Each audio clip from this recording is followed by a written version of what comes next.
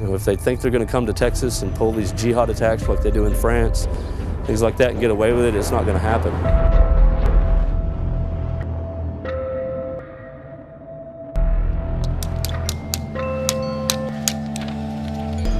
Ready left, ready right, setting down range. Hit him out.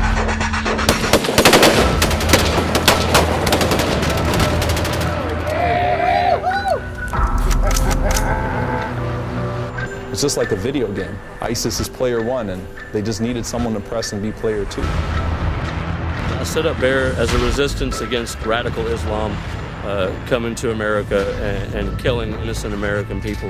We're protecting our way of life, the Constitution. We're protecting all of it, everything. Everything that you know and understand about America, that's what we're protecting.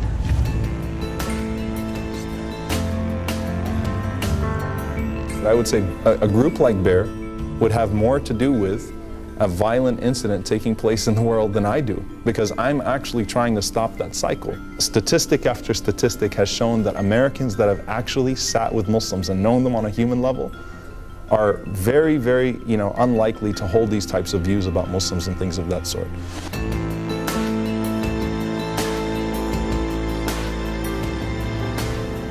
Oh, look at us, we're peace-loving Muslims. Look, hey, come on over, let's talk, hey. I'm ready, if we are. Nice to meet you. I see you know my name already, Franklin. Omar, it's nice to meet you. Are you willing to acknowledge that there is a problem in the Muslim world?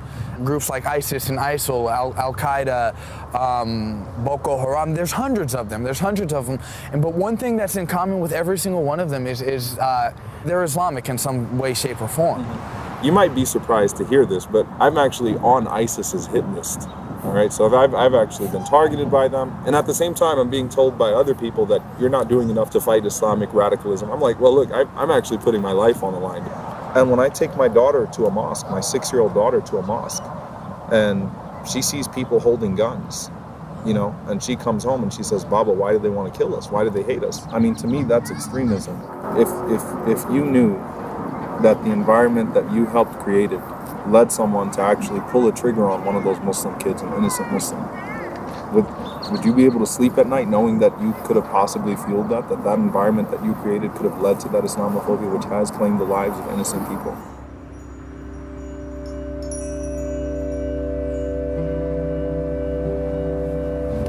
So do you not see that these people are just victims, families that they're fleeing war, they're fleeing conflict. They are the greatest victims of these things that we're seeing on TV. She's adorable. This little girl, Haneen, was actually in her living room when a bomb fell on top of her and she had her leg taken away from her, right? She's just a little girl. I mean, when I was 5, I wasn't worried about is a bomb or a mortar gonna hit my home. I mean, it kind of puts into perspective the reality of these types of situations. I'm willing to walk away reconsidering that it's not all Islam. When I see something like that little girl, it's hard to say no. If that little girl was looking at me saying, please let me into America, I want to escape this war, I would be unable to tell her no. I mean, you'd have to be heartless to see that and see that type of situation and know that story. And to still say no, you shouldn't be here, I don't want you here.